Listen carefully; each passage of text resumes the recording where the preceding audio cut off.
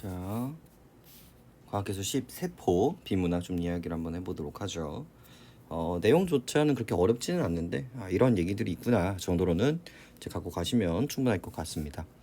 자, 세포는 단세포 원형 생물, 원핵 생물로 막으로 둘러싸여 있는 세포 소기관이 없어서 구조는 단소하지만 효소가 있어서 물질 대사를 할 수가 있습니다. 자, 첫 번째 문장 역시도 단순해 보이지만 되게 많은 정보들 전달하고 있습니다. 이 세균이라는 아이는 뭐다? 단세포 원핵 생물이다. 이제 단이라는 거는 이제 하나다라는 이야기인 거고요. 이 원핵이라는 거 역시도 핵이 이제 하나다라는 이야기가 볼 수가 있겠고요. 사실 조금 짬이 있으신 분들은 이제 이 원핵 세포, 단세포와 이제 반대되는 극부들 세포가 이제 여러 개가 있다. 혹은 막으로 둘러싸여 있는 세포 핵이 있다. 뭐 이런 식의 세포도 있을 수 있다라는 사실을 조금 추측해 나가면서 그를 읽으면 참 좋고요. 이 작품에서는 그렇게 중요한 포인트는 아니었습니다. 막으로 둘러싸여 있는 세포 소기관이 없어서 그래서 이 세균은 막으로 둘러싸여 있는 세포 소기관이 막으로 둘러싸여 있는데 이게 존재하지 않는다라는 거죠. 없었기 때문에 구조가 단순합니다. 효소가 있어서 물질 대사를 할 수가 있습니다. 이 세균 안에는 효소가 있기 때문에 이것 때문에 물질 대사가 가능합니다. 항상 첫 번째 문단은요, 첫 번째, 두 번째 정도의 문단은 좀 신경을 써서 구조화하는 것들을 항상 추천을 드립니다. 이 모든 것들이 취재 포인트이기 때문이고 그러니까 막 정보가 막 던져지는 그 와중에서 여러분들의 차근차근 거를 쌓아가야 되기 때문에 그 토대를 이제 잘 쌓는 게 되게 중요하겠죠. 자, 그리고 모세포가 반으로 나누어지는 이분법을 통해 번식하므로 환경이 적합하면 빠르게 증식할 수가 있습니다. 자, 특징을 하나 더 주는데 뭐를 통해서? 이분법 번식, 그죠? 그래서 빠르게 증식할 수 있다라고 얘기를 하고 있네요. 대부분의 세균은 사람에게 해롭지 않지만 일부는 병원성이 있어서 질병을 일으키게 됩니다. 여기서 갖고 가신 건 나도 이런 이미지. 그래서 모두 색깔 좀 바꿔볼까요? 이거는 문법적인 이슈니까 리딩했을 때 요걸 보면서 결국은 그냥 not all 이 정도로 이제 잡아주시면 되고요. 요걸 보면서 이제 여러분들이 오답으로 이제 나올 수 있는 게 이제 every, 모든 all, 그죠? 이게 이제 all 느낌으로 문제가 출제가 되면 X로 이제 지울 수 있어야겠죠. 하지만 일부는 병원성이 있어서 질병을 일으키게 됩니다. 병원성 세균은 소화기관, 호흡기관 등을 통해 이제 인과죠. 통해서 인체 내로 침입한 후 빠르게 증식하여 독소를 생산하는데 1시간 만에 16개가 되는 한 개의 세균 세포는 2시간 만에 250개, 5시간 만에 100만 개가 넘습니다. 그 결과 인체 세포나 조직이 손상되고 물질 대사에 이상이 생기게 되죠. 병원성 세균에 의해 발생하는 질병으로는 세균성 식중독, 세균성 폐렴, 결핵 등이 있습니다. 자, 이 부분을 세게 잡아주셔야 되는 이유는 뭐냐면요. 결국은 얘네들이 뭐가 된다? 주어가 교체된다라는 거죠. 세균 때문에 세균병이랑도 이제 똑같은 말들이 이제 세균성 식중독, 세균성 폐렴, 그리고 이제 결핵 또 역시 세균병이구나 라는 것도 이제 좀 잡아주시면 좋을 것 같고요. 자, 그리고 이제 기술과학 쪽에서는 이제 순서가 중요하다 보니까 여기서는 이제 넘버링 정도로 이제 잡아주시면 되는데 첫 번째 들어오고요. 두 번째 증식하고요.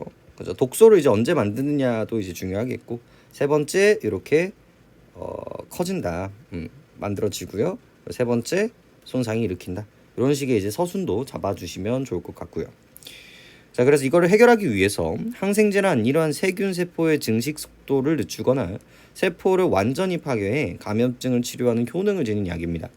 흔히 항생제가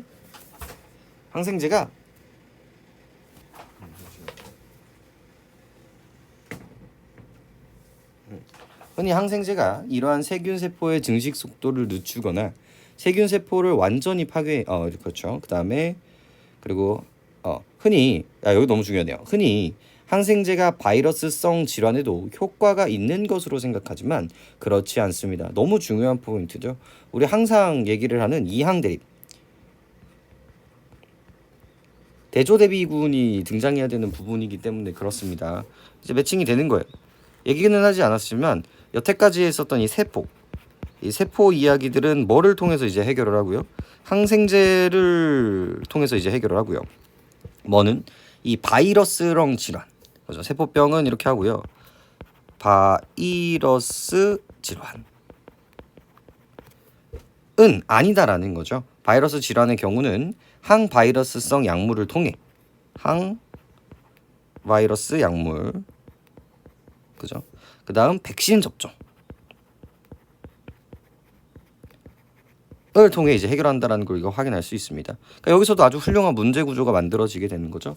세포로 인한 병을 치료하기 위해서 항바이러스 약물을 추가하거나 백신 접종 같은 걸 하면 된다 안 된다? 안 된다. 그리고 바이러스 질환에 항생제를 주면 효과가 있다 없다? 없다. 요 대칭성 문제들이 충분히 나올 수 있는 부분이라고 볼 수가 있겠죠. 항생제는 세균의 단백질 합성 과정 등 세균 세포가 생존하기 위해 필요한 과정을 방해하여 세균을 죽이게 됩니다. 이게 되게 중요한데 단백질 합성 과정 등 생존하기 위해 필요한 과정이 똑같은 말이거든요. 여기가 친절하게도 이제 하나만 줍니다. 그죠? 이거를 방해를 한다. 즉 항생제는 뭘 한다? 단백질 합성 과정을 방해한다. 이런 식의 이제 구조가 만들어지게 되는 거고요. 하지만 세균은 어떤 새로운 항생제가 널리 사용되고 나서 몇 년 안에, 빠르면 몇 달 안에 내성을 가지기도 합니다. 항생제 내성은 세균이 항생제의 효과에 저항해서 생존 혹은 증식할 수 있는 능력을 말하는데 항생제의 공격에서 살아남기 위한 세균의 생존 전략이라고 볼 수 있겠죠. 자, 그래서 항생제를 가지고 해결을 하려고 했었는데 그래서 이 항생제는 어떤 식으로 이 생존 필요 과정을 방해를 통해서 이걸 해결을 하려고 했는데 이게 또 이제 문제점이 발생이 됩니다. 그래서 뭐가 생긴다? 이거에 대한 항생제에 대한 내성이 생겨버린다. 그래서 새로운 이제 문제점이 발생을 했죠. 세균이 기존에 사용하던 항생제의 내성을 가지게 되면 당연히 기존 항생제로는 내성 세균으로 인한 감염 질환의 치료가 어려워집니다. 이에 따라 내성 세균을 표적으로 하는 새로운 항생제가 개발되지만 새로운 항생제에 대한 내성을 가진 세균이 또 나타나기 때문에 세균 감염 질환의 치료는 항생제와 내성 세균 간의 엎치락 뒤치락하는 싸움이 되었죠. 그렇죠. 그래서 내성이 생기고 그러니까 점점 이제 약이 강해진다라는 이야기가 이런 식의 이야기라고 볼 수가 있겠습니다. 세균은 다음과 같은 네 가지 방식으로 항생제에 내성이 있는 유전자를 가질 수가 있습니다. 그래서 네 가지나 주네요. 그래서 이 네 가지의 특징들을 이제 잘 분석하는 그 특징이 되는 부분들이 뽑아내는 것들이 되게 중요하겠죠. 먼저 무작위적인 유전자 돌연변입니다. 그래서 첫 번째가 나옵니다. 1번 무작정 유전자 돌연변이. 세균 세포는 분열하면서 DNA를 복제해 각각의 딸 세포가 원래의 유전 물질 전부를 갖게 합니다. 자, 그러면서 이렇게 항상 집어주는 부분들은 체크해보는 버릇들을 드려야겠죠. 딸 세포는 세포 분열을 결과로 생겨난 두 개의 새로운 세포, 즉 분열 전의 모세포와 대비되는 용어라고 이야기를 합니다. 즉 원래 이제 모세포가 있었는데 아까 전에 두 가지로 나눠진다라고 했었죠. 그래서 이런 식으로 그래서 딸 세포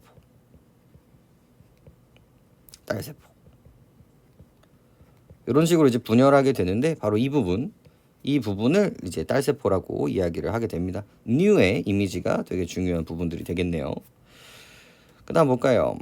그래서 이때 세포 분열 과정 원래의 유전 물질을 전부 갖도록 합니다. 똑같다라는 거죠. 하지만 이때 세포 분열 과정에서 오류가 생기면 돌연변이가 일어나고요. 자연 상태에서 돌연변이인 무작위적 돌연변이는 한 개의 세균이 1000만 개가 될 때마다 한 개가 나오는 확률로 발생합니다. 이렇게 말하면 돌연변이가 드문 것처럼 생각될 수 있지만 세균 세포가 늘어나는 속도를 고려한다면 드문 일은 아니죠. 돌연변이 가운데 일부는 항생제가 세균 세포 안으로 들어오지 못하게 하거나 안에 들어온 항생제가 세균 세포에 해를 끼치지 전에 세포 밖으로 내보내기도 합니다. 그래서 방법이 두 가지가 있네. 그래서 막거나 쫓아냈거나 약간 이런 이미지로 이제 잡아주시면 좋을 것 같고요. 그다음에 이런 구조도 잡아줄 수 있을 것 같아요. 원래는 이제 모두 같다. 모두 형질이 같다인데 가끔은 달라진다. 그래서 여기가 이제 유전자 돌연변이 구조라고 이제 생각을 할 수가 있겠네요. 자, 그다음 두 번째 접합을 보면서 이제 차이점을 조금 생각을 해볼까요? 자, 접합은 살아있는 세균과 세균 사이의 접촉을 통해 유전 정보가 전달되는 현상을 말합니다. 자, 여기까지 읽었을 때도 여러분들이 뭘 생각할 수 있어요? 이 두 가지의 차이점들을 조금 생각해 볼 수가 있거든요. 어떤 차이점이 있을까요? 얘 같은 경우는 아까 전에 보셨듯이 뭐와 뭐가 이 모세포가 세포가 분열하면서 이 모세포가 뭐로 바뀌는 거죠? 딸세포로 바뀌는 구조이에요. 즉 뭐가 이제 필수적이다. 뭐가 전제 조건이 되게 필수적이다. 이 분열이라는 게 되게 필수적이죠. 전제 조건이. 하지만 얘 같은 경우는 벌써 이 살아있는 세균과 세균, 그러니까 얘는 혼자 하지만 혼자서 하거든요. 근데 얘 같은 경우는 이제 얼쏘 같은 애들과 이제 만나고 있다라는 게 되게 차이점을 볼 수가 있겠죠. 전부는 아니지만 많은 종류의 세균이 접합을 할 수가 있습니다. 여기도 뭐 나돌 정도만 잡아주시면 될 것 같고요.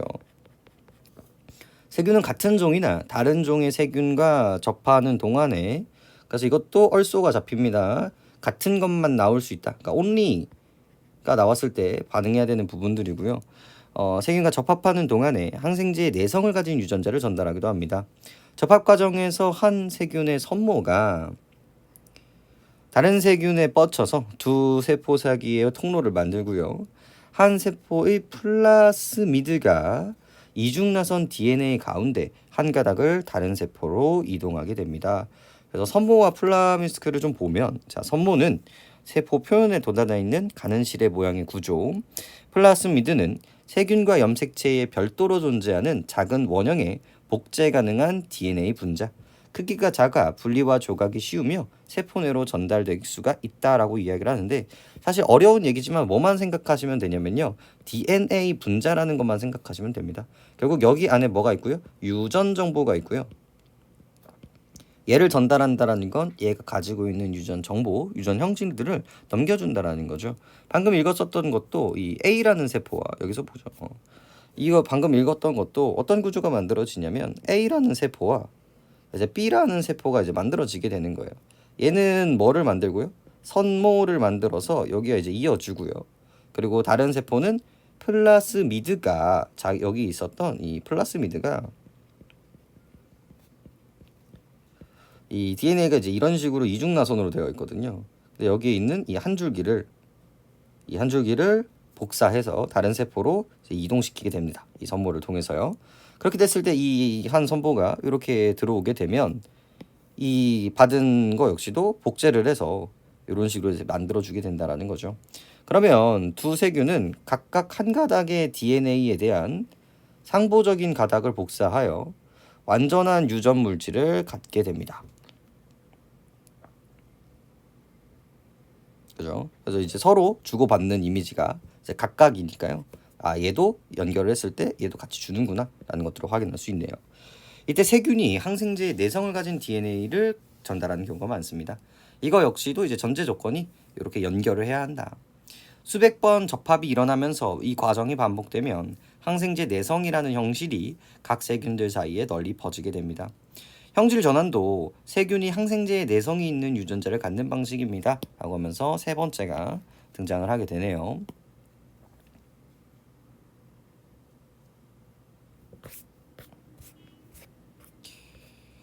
세균이 항생제의 내성이 있는 유전자를 갖는 방식입니다. 그래서 형질 전환이란 세포가 주위 환경에서 외래의 DNA를 흡수한 후, 자, 포인트 보세요. 외래의 DNA를 흡수한 후 재조합을 통해서 유전자와 통합하는 것인데, 자, 벌써 또 차이점이 있나요? 여기 같은 경우는 이제 솔로였고 여기는 얼소였죠. 같이 하는 거다. 근데 여기는 둘 다 얼소거든요. 근데 얘는 뭐예요? 같은 세균과 이제 같은 세균이거든요. 같다, same, 그죠? 하지만 얘는 세균인데 여기는 뭐예요? 외적인 거, 다른 거. ADNA라는 걸 이제 확인할 수 있죠. 다르다. 자, 몇몇 세균은 다른 종의 세균이나 죽은 세균에 남아있는 어떤 DNA 조각을 흡수합니다. 그래서 이제 죽은 세균까지도 굳이 줬다라는 건 살아있거나 두 가지는 같이 상관이 없다라는 전제 조건이 만들어지고요.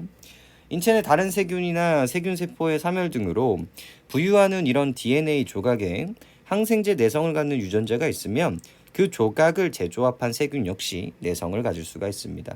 자, 마지막 네 번째, 형질 도입이네요. 바이러스가 사람을 감염시킨다는 것과 마찬가지로 박테리오파지라는 1군의 바이러스는 특정 세균을 공격해 감염시킵니다. 여기서 이제 조금 센스가 있으신 분들은 갑자기 조금 이질적이라는 걸 확인할 수 있습니다. 여태까지 세균에 대해서 이야기를 열심히 했었는데 갑자기 바이러스로 이제 넘어왔다는 걸 확인할 수 있죠. 아까 분명히 다르다라고 얘기를 했었는데요. 그래서 왜 바이러스 이야기가 나올까라는 것들을 생각해 볼 필요가 있는데, 자, 박테리오파지라고 불리는 1군의 바이러스는 특정 세균을 공격해 감염시킵니다. 박테리오파지는 자신의 DNA를 세균을 공격할 때 주입하고 이후 세균이 가지고 있는 항생제 내성 유전자의 조각을 자기 DNA에 더하여 조합합니다. 자, 그래서 1번, 2번의 서순이 만들어지고요. 다른 모든 바이러스와 마찬가지로 박테리오파지는 자기 자신을 여러 번 복제하는데, 자, also 모든 박테리아 성질이 되게 되는데요. 그래서 복제를 한다. 각각의 후손 바이러스들은 원래 항생제 내성을 가진 세균에게 얻은 내성 유전자를 가지게 됩니다.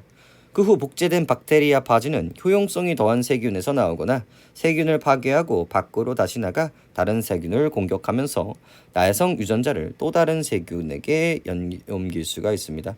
그래서 이제 지가 살겠다고 이제 내성을 만들었는데 그 내성을 이제 다음 세포한테 옮기는 역할을 하는 거죠. 이렇게 내성 유전자를 가진 박테리오파지의 공격을 받은 세균 가운데 살아남은 세균이 내성 유전자를 가지게 됩니다. 이런 형질 도입 과정에서 동시에 여러 항생제의 내성을 갖는 세균이 탄생하게 되죠. 자, 그래서 이 형질 도입 같은 경우는 이제 바이러스의 역할이 되게 크고요. 이거는 이제 스스로 한다라기보다는 뭡니까? 남에 의해서 바이러스 때문에 만들어진다라는 게 앞에 있는 1, 2, 3번과의 차이점이라고 좀 볼 수가 있겠네요. 자, 이걸 기준으로 이제 문제를 좀 풀어보시면, 자, 항생제의 종류를 제시한 후에 벌써 끝났죠. 항생제 종류는 이제 이쪽에서 등장을 했었는데요. 여기 있는 어디 있어요? 여기 어디야? 여기에 종류가 나오는 거는 요 세균성의 종류지, 이 항생제의 종류가 나온 부분들은 이제 존재하지 않죠. 그렇기 때문에 벌써 이제 끝났고요. 그다음에 내성으로 인한 다양한 증상 같은 것들도 이제 되게 좀 어색하다라는 걸 확인할 수 있습니다. 항생제의 효과를 높이기 위해 표적 치료제의 기술이 적용된 기술에 대해서 이것도 말이 안 되고요. 항생제 내성에 대한 정의를 정의한 후 맞네요. 치료 과정 틀렸습니다. 치료에 대한 이야기는 하지만 과정이 있는 건 아니고요. 항생제의 개념을 설명한 후에 맞네요. 세균이 항생제 내성이 있는 유전자를 갖는 방식을 병렬적으로 인과가 아니라 이제 네 가지 방법을 가지고 얘기를 했었죠. 그래서 답은 4번이 되겠습니다.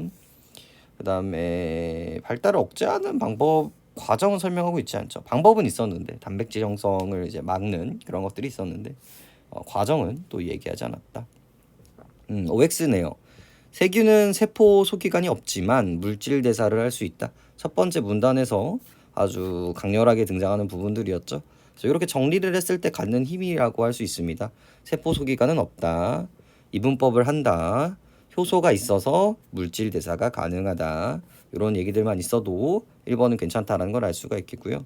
자, 2번도 중요한 문제네요. 세균 세포가 생존하기 위해서는 단백질 합성이 필요하다. 이게 이제 수능에서 좋아하는 패턴 중에 하나인데 우리 이 지점에서 확인할 수 있는 부분들이었죠.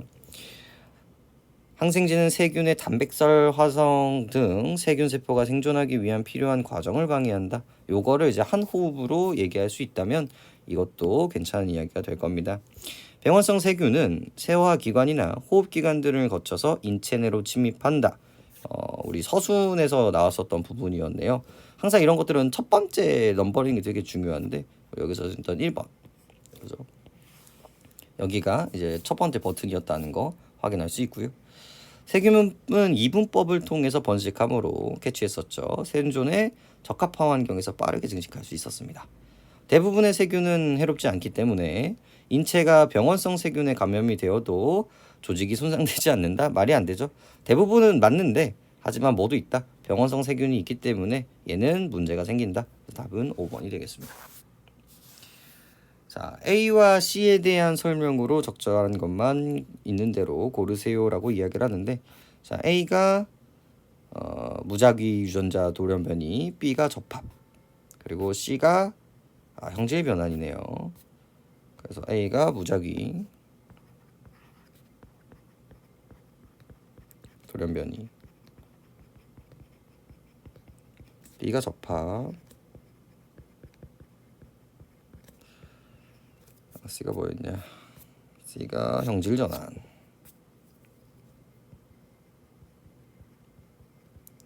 이 세 가지를 이제 비교 분석하시면 되겠습니다. 자, 사실 들어가기 앞서서 좀 특징적인 부분들만 잘 보시면 이 얘기도 크게 어렵진 않았을 텐데, 이 무작위 돌연변이 같은 경우는 이제 모세포가 두 가지로 딸 세포가 만들어지면서 만들어지는 부분이고요. 접합 같은 경우는 이제 세포가 서로 교류를 하면서 만들어지게 되는 겁니다. C 같은 경우는 얘가 다른 애와 조합을 하는데 얘는 이제 외부, 얘는 같은 애였다면 얘는 다른 애였다라는 게 좀 다른 차이점이었죠. 자, 그래서 A와 C는 세균 세포가 세대를 걸쳐서 항생제의 내성이 있는 것들을 가지는 방식인데요. A는 맞고요. C는 같은 세대이기 때문에 틀립니다. B는 A와 달리 분열 없이 세균 세포의 유전 정보를 전달하는 방식으로 이루어진다. 그래서 이 분열이라는 말이 뭐와 동일합니까? 세대를 거친다는 얘기와 동일하죠. 그래서 B도 맞는 얘기가 되겠네요. B는 맞고 A는 분열이 있기 때문에 이 A와 달리 역시도 맞는 이야기가 됩니다. 그래서 니은이 맞는 얘기가 되고요. C는 B와 달리 죽은 세균에 남아있는 DNA를 흡수하는 것도 가능하다. 아까 전에 얼쏘 잡았던 거 기억나나요? 그리고 이런 것들 다 얼쏘로 이제 잡았던 기억들이 있죠.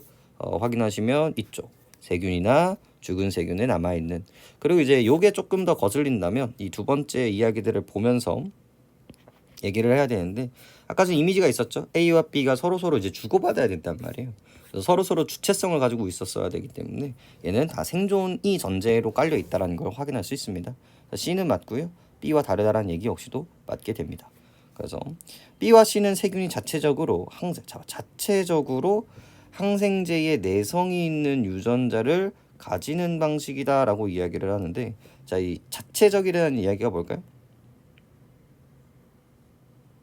이 스스로라는 이야기들이 되게 중요했었죠. 그래서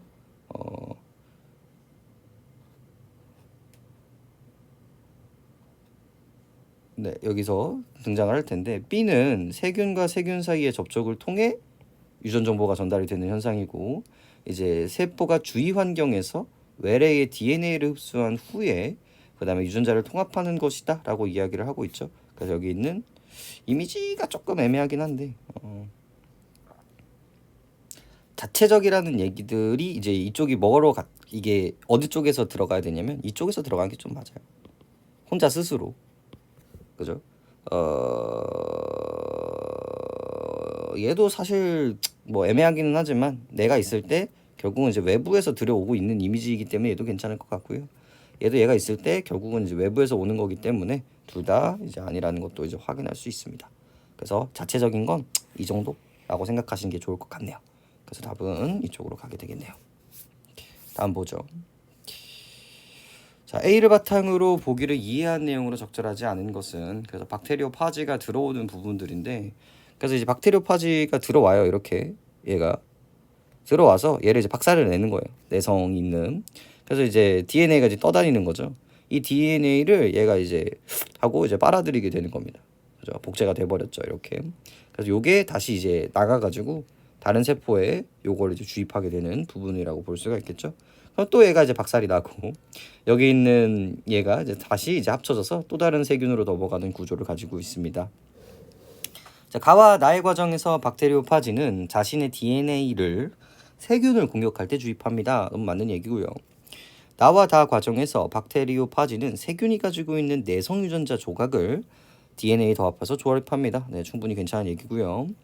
다에서 자기 자신을 여러 번 복제한 박테리오파지는 스스로 생성한 내성 유전자를 벌써 이제 틀렸거든요. 이 스스로 생성하다라는 얘기도 이제 틀렸고요. 이것도 역시 뭡니까? 이 내성 유전자는 스스로 생성이 아니라 뭐예요? 이미 내성 세균 거잖아요. 내성을 가지고 있는 세균 거를 받아들인 것뿐이지 스스로 생성했다라고 보는 게 아니고요. 세균에게 준다도 틀렸죠. 왜? 이것도 라로 넘어 이미 있는 거잖아요. 그리고 애를 죽여놨는데 내성 유전자를 주는 건 말이 안 되죠. 그래서 라로 넘어가서 자기가 다른 내성 세균에 받았던 이 내성 유전자를 다른 세균으로 전달한다가 맞지. 일단 스스로 혹은 이 다시기에 전달한다라는 얘기는 전부 다 이제 틀린 얘기가 되게 되겠습니다. 그죠? 뒤쪽도 그렇게 어려운 얘기는 아니었고요.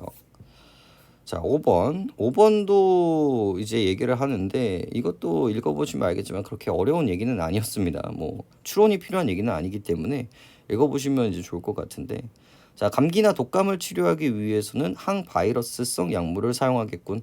우리 아까 전에 뭐 잡았었죠? 요거가 이제 얼마나 중요한 부분들인지를 다시 한번 생각해 주시면 되겠습니다. 그럼 제가 세포로 인한 것인지 바이러스로 인한 것인지를 봐야 되는데, 감기나 독감 같은 바이러스성 질환이다. 그럼 여기서는 항생제가 아닙니다. 항생제가 아니라 뭐다? 항바이러스 약물을 사용해야겠죠. 그래서 맞는 이야기가 되겠고요. 의사는 세균성 식중독, 우리 아까 전에 이 주어를 잡는 게 얼마나 중요한지 다시 한번 보여드리는 부분들입니다.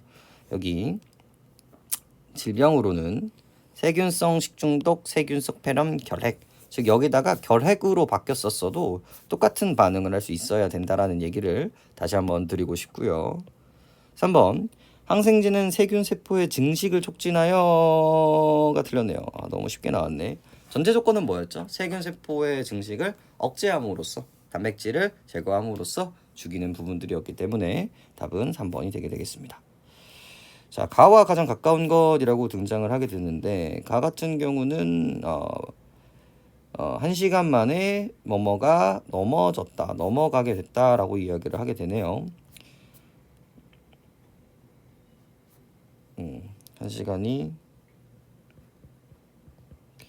1시간에 어디가 그죠? 넘는다 라는 이제 구조를 보여주고 있는데, 자, 이 일은 일주일이 넘게 걸렸다. 그래서 뭐 어떤 존재가 있을 때 넘어섰다라고 생각하죠. 그래서 기간 정도의 이야기라고 볼 수가 있겠고, 산 정상을 넘었다. 이렇게 산 정상을 넘었다. 이것도 말이 안 되고요. 이 고비만 무사히 넘으면 이것도 이제 극복하다 정도가 되겠고, 파도를 넘어서 이것도 이제 넘다라는 이미지가 좀 세네요. 강물이 넘어서 넘치다죠. 그래서 이 기관과 정보 쪽으로 가깝게 해서 이제 1번 쪽으로 가시는 게 맞겠죠. 자, 세포 그렇게 어려운 얘기는 아니었는데 이런 DNA에 대한 이미지를 만드는 것과 그다음에 이런 세포가 전달하는 이런 이야기들이 조금 익숙하면 조금 더 이제 편해질 부분들이기 때문에 한 번쯤은 읽어볼 만한 가치가 있었던 비문학이었습니다.